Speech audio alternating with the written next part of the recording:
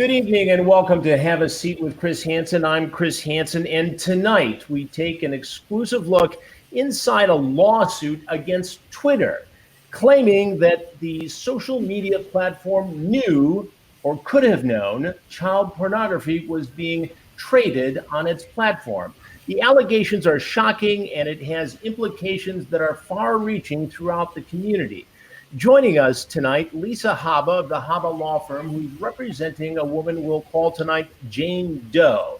Her son was tricked into creating videos and images that were later transmitted and traded on Twitter. Also joining us is Peter Gentala of the National Center on Sexual Exploitation, and Jane Doe herself. For obvious reasons, we are protecting her privacy and the privacy of her son, who was only 13 years old when all this started. He is 17 today. Lisa Haba, let's start with you.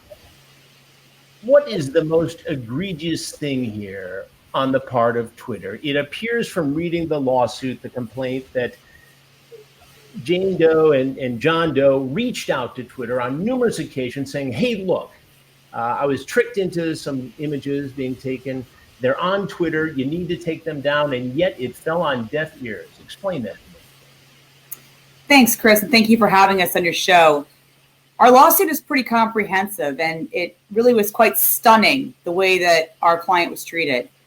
He was a young boy who was trafficked at the age of 13. He was forced, coerced, and lured to make videos that he did not want to make and did not wish to participate in. But traffickers, of course, have very manipulative and terrifying ways to force young children into acts they don't wish to commit. Those videos, unbeknownst to John Doe, were posted on Twitter. And upon finding out about them, John Doe and his mother, who has joined us today, all reached out to Twitter and said, these are child pornographic images. They should be taken down. And what was somewhat stunning is, instead of doing the socially responsible thing of taking them down immediately, our lawsuit has laid out the communications between John Doe and between Twitter, in which John Doe expresses his age. He provides proof of his age. He expresses that his wish and desire is to have these illegal images removed from the internet. It shows that commentary on the exact same images identify the participants in the images and in the videos to be children. And overall, Twitter's final response to this, after 9 days of having these images live, was that they didn't believe it violated their policies and they were to take no action. It literally they didn't believe it violated their policies. How is that, Lisa? Well, I can't answer for what Twitter's concepts were behind the scenes, but I can tell you that it absolutely does violate their policies. Their policies are crystal clear, and they've stated in many of their policies that they don't tolerate sexual abuse of children and materials of that nature. And yet the very practice under which we saw happen in John Doe's case is that when he identified himself as a child in illegal images, they refused to act. And so it was horrifying, and we were seeking relief on behalf of our clients. Jane Doe, who is kind enough and brave enough to join us tonight, give me a sense, first of all, of how you learned your then 13-year-old son was tricked into unwittingly creating these images and then finding out that they were being traded essentially on Twitter and other social media. Well, the first time that we found out, I got a text actually from a coworker, asked me, is your son John Doe? And I said, yes. And they said, well, he's in his room conversing with my niece, and that he's describing that he doesn't want to live anymore because of some videos that were being passed around school. So at that time, when we confronted our son,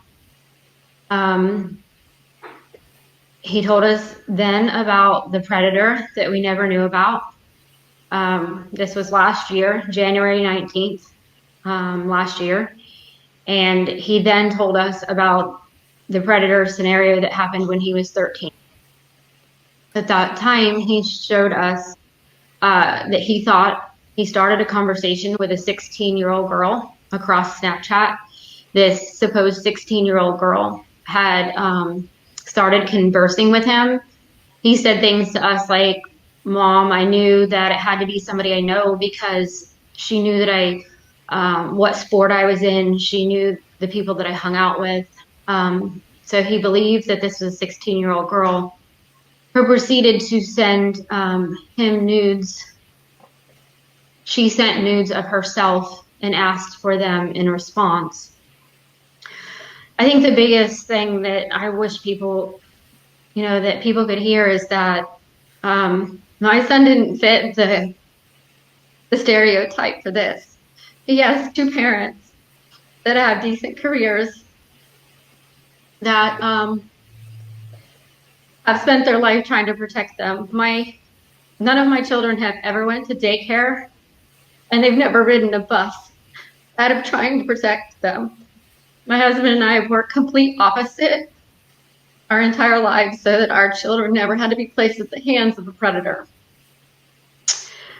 So when I said to him, why did you never feel like you could come to us and speak to us about this and tell us what happened? Because as a parent, first you find this out and it's just horrifying that this could even happen when you feel like you've protected them in such a way. And then when it did happen, why did you feel like you couldn't come to us? And, in that moment, he said, because Mom, when I sent that very first image across the line, I didn't do the right thing. And I knew that. But what proceeded after that first image then became threats. And for the next image and the next image. And at some point, this predator was speaking to him at one of the evenings when he was having another boy spend the night. And the predator got that information and then started threatening for the two boys to send images of things. And the threats continued, like they would tell his parents, tell his sports coach, tell his pastor, spread it to the community. So he became very fearful. The other thing where he doesn't meet the stereotype is my son is not just show up to church every week, but he's grounded, he's embedded into church and youth. He's a 4.2 GPA dual enrolled student that just made President's Club in college while he's going to high school. That's what I want people. As a parent, my heart breaks for you to have gone through this. As somebody who spent decades going after predators, it makes my blood boil. If this can happen to your son, who comes from a solid family, church-going faith, highly educated, confident in athletics, what does it say about what can happen to any child out there, especially in this time of a pandemic when people are spending so much time online, kids especially, and predators obviously knowing that? That's mostly if I could get more awareness to parents, because what parents don't realize is that the sexual abuse is happening right in their own houses. It's happening right in their own children's bedrooms while they're possibly sitting watching a normal TV show. This could be happening right in the bedroom of their child.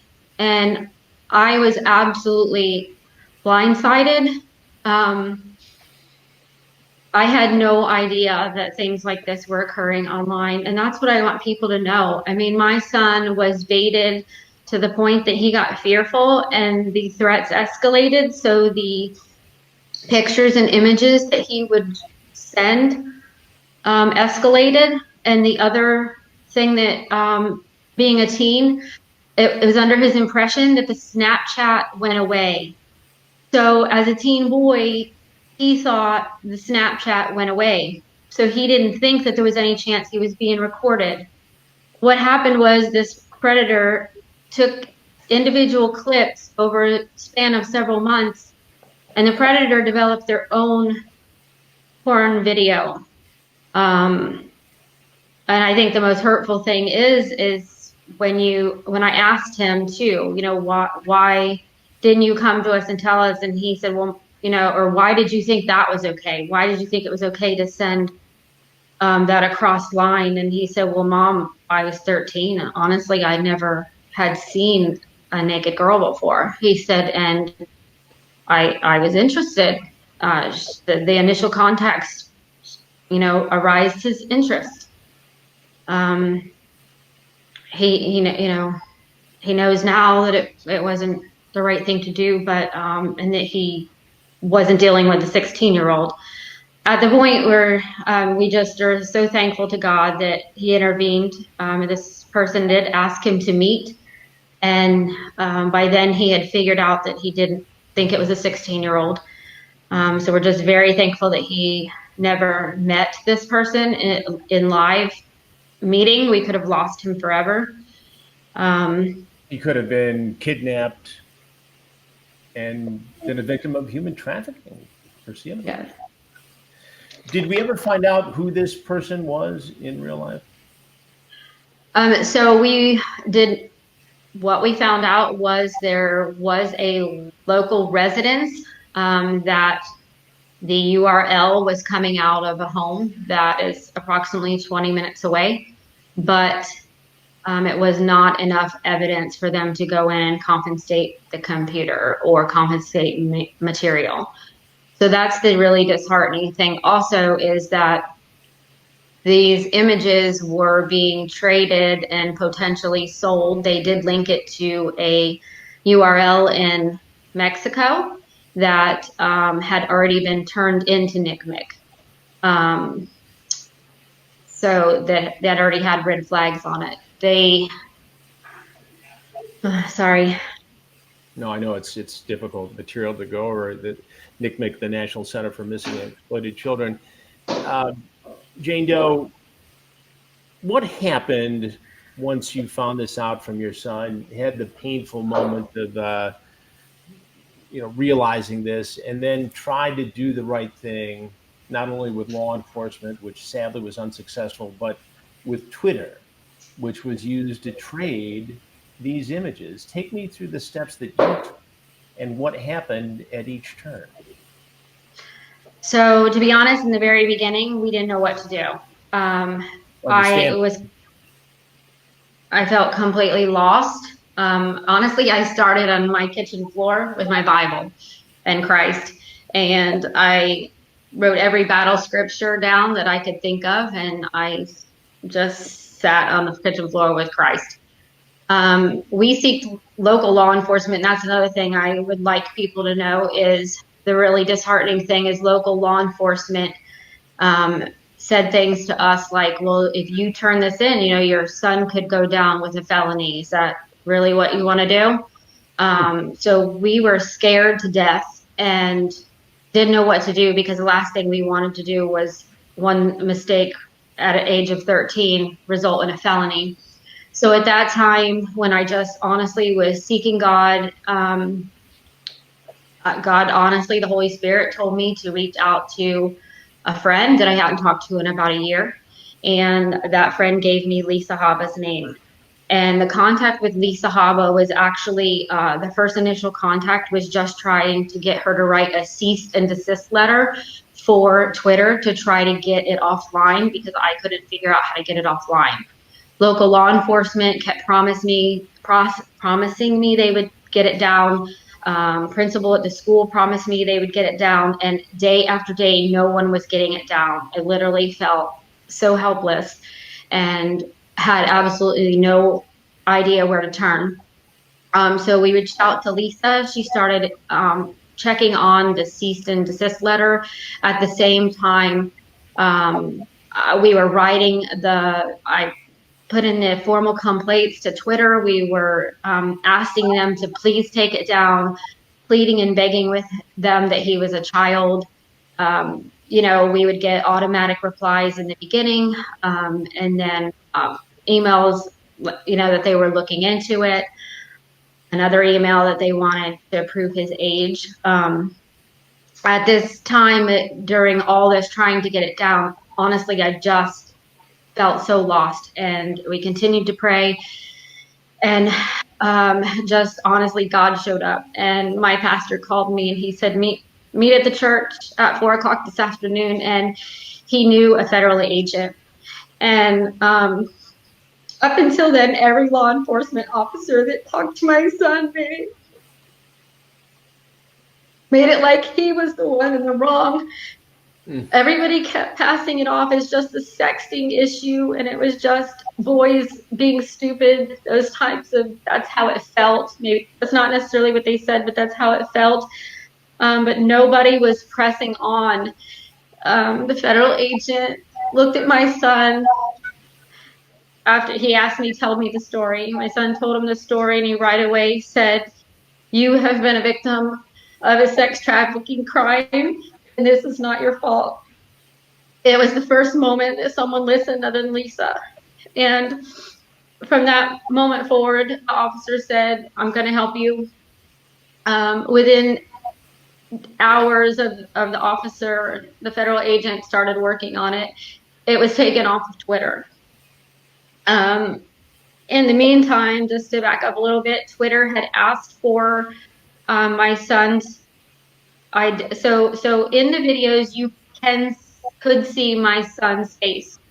So there was no questioning with the ID that we sent in. We sent in a driver's license that proved his age, which at the time was 16, and a face to prove that. So after that, they sent an email back. Honestly, I can't even comprehend it.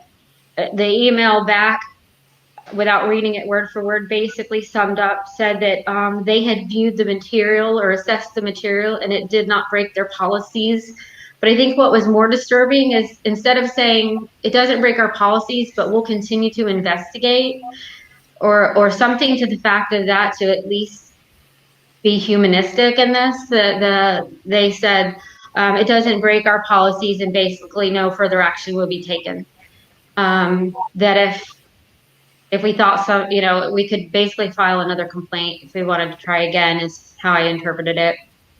I have so many questions, Jane Doe, but I want to just ask one of Lisa Haba for a second here. Do you think that this is an issue where Twitter just has an automated algorithm of some sort that didn't do the job, or do you think that this is something more institutional about Twitter and just not wanting to be grips with the fact that there was child pornography being traded on its platform? Chris, I actually am going to turn that over to my co-counsel, Peter, to answer that question. I think he's got some unique insight into that issue. Peter Gentala of the National Center on Sexual Exploitation. You deal with these issues all the time. What do you say about that? Yeah. Hi, Chris. It's a great question, but I don't think the answer really matters, whether it was human error or an error of an algorithm on Twitter's part. It's grossly irresponsible. They asked for the information that would show whether the material was child pornography, child sex abuse material, illegal under federal law. They received exactly the information they were looking for from John Doe, and it was reiterated and reinforced by Jane Doe. And with that information in hand, and not just that information, but the information about how the image was created, how John Doe was extorted, and how the product of that extortion was now being distributed across the Twitter platform, that was all in Twitter's hands. So at the time that they responded and said that they weren't going to investigate anymore, that it didn't violate their community policies, it was just grossly, at a minimum, it was grossly irresponsible. And they had everything they needed to know to have actual knowledge that there was child pornography or child sex abuse material on their platform, and that there was a trafficking venture going on. What the federal agent told Jane Doe and John Doe in their first meeting is absolutely correct. John Doe was the victim of a sex trafficking conspiracy. He was targeted, he was lured. It happened in a technology online way, and that's not uncommon. It's a very deep concern, and we're all appreciative of John Doe and Jane Doe's courage in coming forward, because it could happen to any child. It could happen to any family. And when Twitter found out that this material was being distributed broadly on its platform, it had an obligation to immediately report it to the National Center on Missing Exploited Children. That's under federal law. They have to report that the child sex abuse material is there, because each image, each video is a crime against that child, and it must be taken down. And that allows it also to be cataloged so that law enforcement can continue investigations. Not only is each image a crime, each viewing of that image is another sexual assault on the child who is in that image. I mean, we all accept that as those who investigate these cases. That's absolutely right, Chris. And let's talk about the breadth of the distribution that Twitter made of this material. In the time it took, the days that it took, when the Doe family was pleading with Twitter to do the right thing and be a responsible corporate citizen, the video was viewed over 167,000 times and retweeted 2,200 times. Now, of course, we can't even comprehend how much actual distribution that means, because those numbers don't take into consideration things like downloading the image or taking photographs of it or screen captures of it. So we're talking about an expansive distribution of the material that Twitter could have prevented, but decided not to. And Chris, one thing that's really horrifying about what Peter just explained is those numbers come from day 2 of when it was posted. It was up for 9 days. So really think about the exponential amount of viewage. We have 167,000 views from one profile post. It was retweeted, like you said, 2,200 plus times. Each of those probably has a certain number of posts and views in that post. This could be millions of views then, exponentially. Hundreds of millions. Absolutely. And so Twitter says typically in these cases, and we're going to hear more from Twitter in a moment, but that it cooperates with the National Center for Missing and Exploited Children. They have a system in place to report this sort of thing. But to me, based upon my reading of the lawsuit and based upon what you all are telling me here, this was just, nothing was done initially. And I find that just unconscionable. Do you have any insight as to why? Is it a culture? Is it the lack of human involvement, empathy? Help me to understand this. What do you think was at play here? Well, Chris, go ahead, Peter.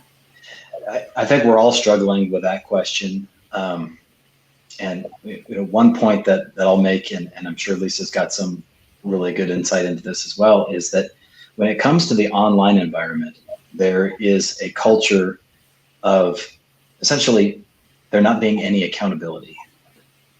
In the United States, most businesses understand their obligation to be good corporate citizens, but when it comes to the online culture, there's this tradition of hiding behind a federal law and seeking immunity behind it. It's referred to as Section 230.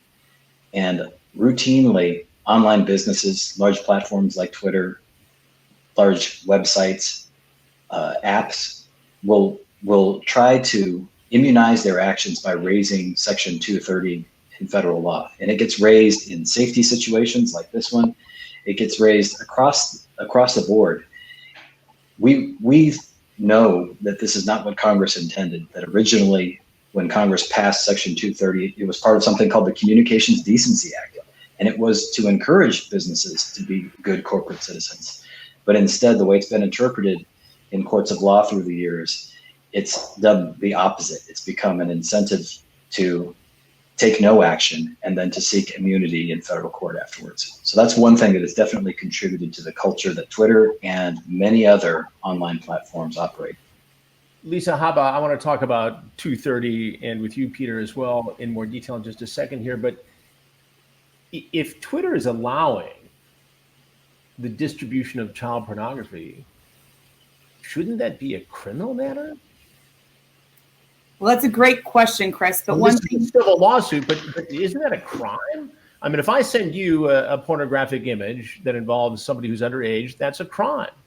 And in many states and under federal law, each image is punishable of up to 10 years in prison. So what's the difference between a citizen doing it and Twitter allowing it to have happen? Aren't they a part of the conspiracy legally, criminally? Well, that's a great point and a great question. I think Peter and I have been asking that question since day one of this case.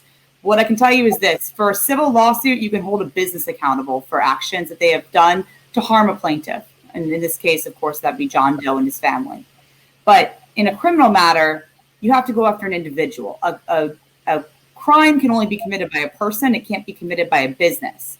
But a crime can be committed by individuals within that business that maybe they conspire to commit a crime, maybe they participate in a crime, what have you. So there certainly can be accountability, but it's going to be for an individuals on an individual basis or as a part of a conspiracy with the individual as named. You can't actually criminally hold Twitter accountable. So that's going to be the difference. And if there is an investigation, and obviously we're certainly civil lawyers, we're not criminal lawyers in this matter, but we certainly hope that those matters will be looked into. What does the lawsuit seek? What would represent justice for Jane and John Doe in this case, Lisa? Well, I think it's important to note that John Doe has had something taken from him that is immeasurable. There's no price you can put on human dignity, on human life, and on human freedom. And so with that understanding in place, we seek to find justice for John Doe. In a civil lawsuit, unlike criminal, where the penalty is usually jail or a fine, in civil law, the punishment usually or penalty or justice in that matter is usually going to be a monetary award for the plaintiff. John Doe has been irreparably harmed. John Doe has gone literally to hell and back, going through the saga from 13 to 16 years old, and what his traffickers did, and what Twitter then re-victimized him over and over and over again. So in light of that, we're hoping that he can get compensation to at least make an effort to repair that. We hope to seek policy change, both at the in the future. We'll see how that plays out, but we're hoping that Twitter will make some changes in their internal policies and actually more importantly, the enforcement of those policies. The words are one thing. Anybody can say a word, but it's how they perceive those words and how they interpret them.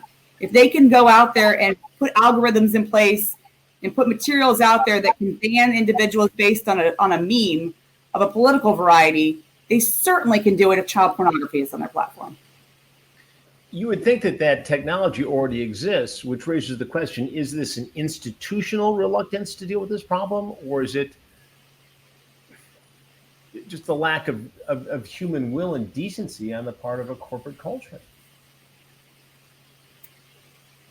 Absolutely, Chris. I mean, the technology not only exists, we've been watching it being deployed the last weeks and months. I mean, Twitter has robustly participated in the discussions on its platform, many of them of a political nature, but they've taken actions in the last few weeks that are unprecedented. And their own CEO took to the pages or the tweets of the website to explain that their actions were unprecedented, but he claimed that they were for the purpose of public safety.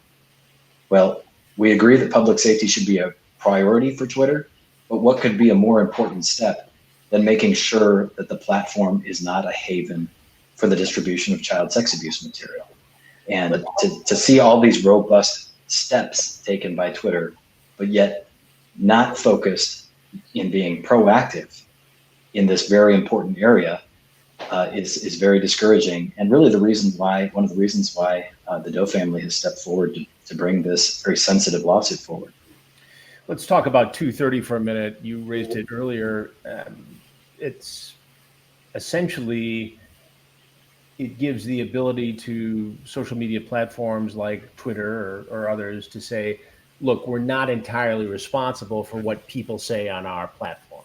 We offer the ability for people to have all kinds of opinions. We have policies, but we're not held responsible if somebody slanders somebody else. But if I say it or you say it on this program, I could be held responsible. If a newspaper prints it or a television station broadcasts it, that station or publisher would be held responsible. Is it time to repeal 230 and make these social media platforms have the same level of responsibility as a newspaper or television network? Chris, I don't know if we can talk about, what Congress should or shouldn't do with 230. I mean, obviously that's going to be from a different branch of government. The legislative branch, of course, do what they're going to do in the best way that they can see to enforce this. But from the judicial branch perspective, which is, of course, where we reside and work in, this is going to be the interpretation of 230. And so one of the arguments we're putting forth is that the interpretation of 230 has been well documented by courts across our country. And we intend to raise some arguments throughout this litigation that look into those interpretations and hope to show what the true intent of Congress is, using the case law that exists, using the interpretation that is out there. And we truly, truly hope to see that John Doe gets the justice he deserves and that 230 is appropriately applied in this case, not to shield a tech company and give traffickers a safe haven and distributors of child pornography a safe haven on their platform, but rather to use it as a shield for the victim. The victim deserves a shield, and the very name itself, the Communications Decency Act, John Doe was shown decency in this. And he deserved that more than most because, of all things, he was a vulnerable child. Jane Doe, let me ask you this. How bad did it get for your son at the height of this? I mean, well, the night that we found out about it, you know, he was discussing with another peer that he didn't want to live anymore. So I don't know if it could get much worse than that. To be honest with you, he doesn't want to talk about it, but he spent about 8 months in counseling. And, you know, our foundation is Christ. We solidly have a foundation. So he will come through it, but, you know, it's not been easy. He still can't talk to it, even us really, about it. And that's why, you know, I'm seeking the best I can for him. What I would like to say also on the previous topic is that what is also just mind-blowing with Twitter is that while the federal agent was doing the investigation, he had made comments that he was unbelievably surprised about the material that he came across on Twitter, and that things, you know, just black market type material that he even himself being a federal agent was just really blown away at what he found in the time doing the investigation for my son. So it is not okay. And if I have any power to make that stop, it is not okay. I don't want any other child to ever have to go through what my son's gone through. As a parent, what was the worst part of all this for you? Feeling completely helpless. That every single day when I asked someone that was supposed to be in a level of authority, you know, I've never really needed to call the police or be in an area where I felt like I needed someone to help. And I think the hardest part is when I kept just desperately wanting someone to help, and law enforcement just thought it was sexting issue or, you know, just boys being boys. You know, there was a time I even knew people in the law enforcement, you know, field, and I asked them, is there anything you can do? Do you have any power to get this down? Just feeling completely helpless every single day. And for instance, my daughter, called me at one point, said, Mom, did you see, oh my gosh, I just saw a video with John in it. And do you know, it's not good. And, you know, just to get that phone call from another child, and we already knew, but hadn't discussed that with her. It was super hard, even months later, sitting at the sports games, you know, as a parent, just sitting at the sports games, wondering which mom sitting next to me had seen the video or her child had talked about the video, and did they think that, you know, my son was just somebody that purposely, you know, made that video and set it out, but wondering if they, you know, knew the truth, and probably didn't know the truth because, you know, at this point he wasn't going to talk about it until any stand up and say. So that just was super hard. How was your son doing today? He is actually doing an internship right now with the youth pastor because he wants to help younger children, and he is just trying to go through just an internship to see if that's going to be his passion to work with middle school type age children. Jane Doe, if you could directly ask Jack Dorsey, the CEO of Twitter, a question or a couple questions, what would you ask him? What would you say to him? I guess first I'd want to know if he had any children.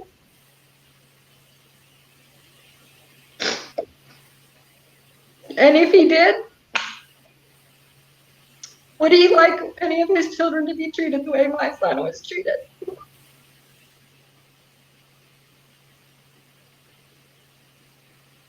I think I'd like to ask him the same question, Jane Doe. Is there anything else you want people to know about what happened to your son, the impact on your family, and what Twitter should have to do because of it? I just want people mostly to know that this could happen to anyone, and that I'm ready to take a stand and do whatever we have to do to protect children in this world from this happening. I want people to know that you don't have to be kidnapped and taken across in a box across the country to another world to be trafficked. That trafficking is happening at the fingertips of iPhones and computers in their own homes, and they don't even know it. There are scenarios where traffickers are leaking into some of these video games that children are playing. I heard a recent story where a trafficker had leaked into and told the child, if you send a picture of your private part, I can upload $30 right now to your account.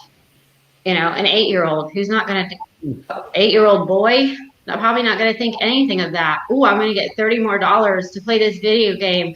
All he wants is a picture of my private part. Meanwhile, the predator is going to turn around and possibly sell that and make hundreds and hundreds, thousands, who knows, and send that image where. This is what I want people to know. This is happening in their own living rooms to good kids, to solid kids, to kids in good households. And if I could make any change, it would be that every platform, not just Twitter, that this should not be allowed. No children should be, no child abuse, sex material, any of this should be allowed to be on any platform. Like you said, I feel like if businesses or if people have to be held accountable, then the companies should have to be held accountable for that not to be allowed. And if I had any, I would just love to see laws changed so that this cannot happen to our children.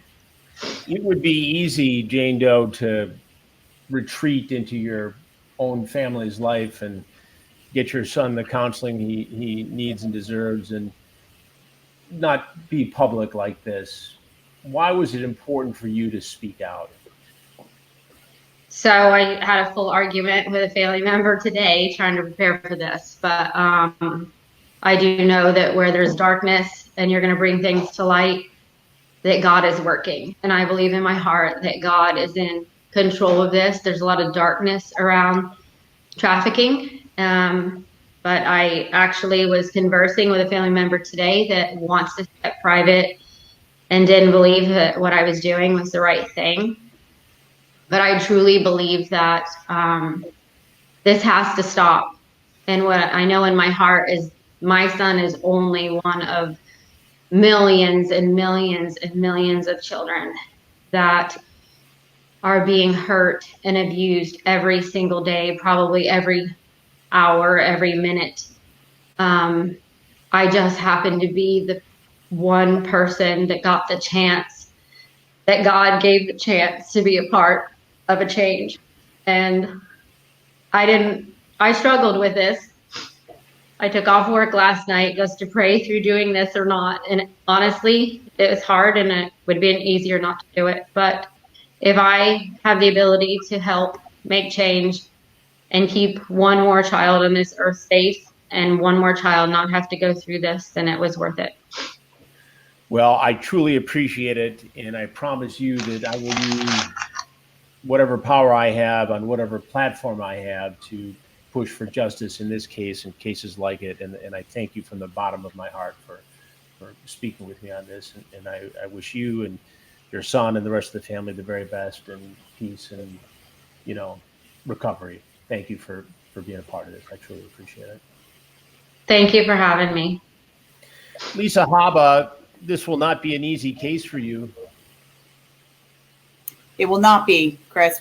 Peter and I have a huge battle ahead of us. This is why, we did this though for the right reasons, for justice and for the integrity of John Doe, who never deserved to be treated this way.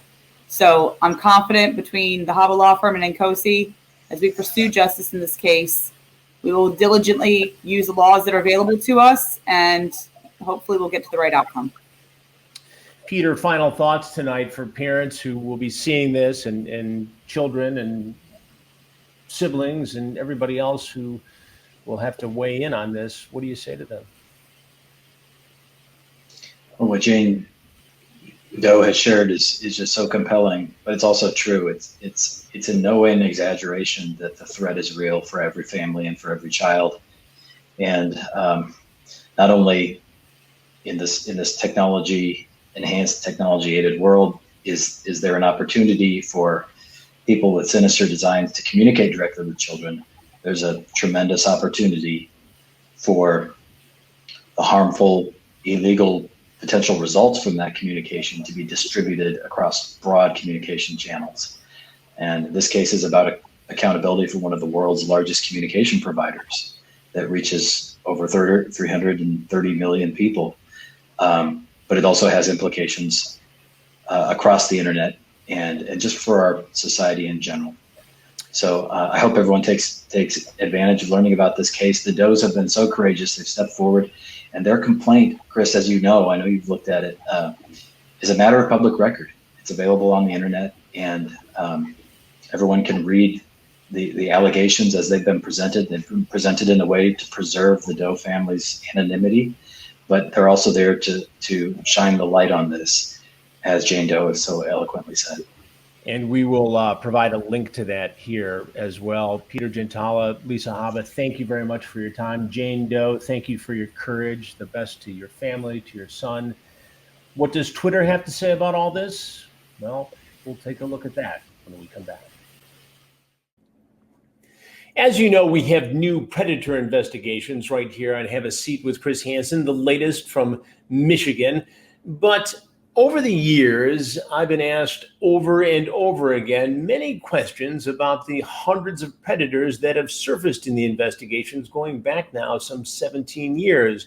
And it is for that reason I now have a podcast called Predators I've Caught. We take a look at the cases from behind the scenes, what was going on in my mind, the predator's mind, and what has happened to the predator since the time of their arrest. Predators I've Caught, available right now on Apple Podcasts. I reached out to Twitter CEO Jack Dorsey himself via DM looking for a comment on this lawsuit. He did not respond. There's been a lot going on at Twitter these days. I can understand that, I suppose. I also reached out to the press folks, the media folks at Twitter via email. Not a response there either. Twitter did release a statement in the last few days saying in part that Twitter has zero tolerance for any material that features or promotes child sexual exploitation. We aggressively fight online child sexual abuse and have heavily invested in technology and tools to enforce our policy. Well, some of those tools apparently didn't work in this case. It will be fascinating to see this lawsuit work its way through the federal court system. We, of course, will be watching it right here on Have a Seat with Chris Hansen. We'll see you soon with another episode. In the meantime, stay safe, stay healthy. I'll be watching.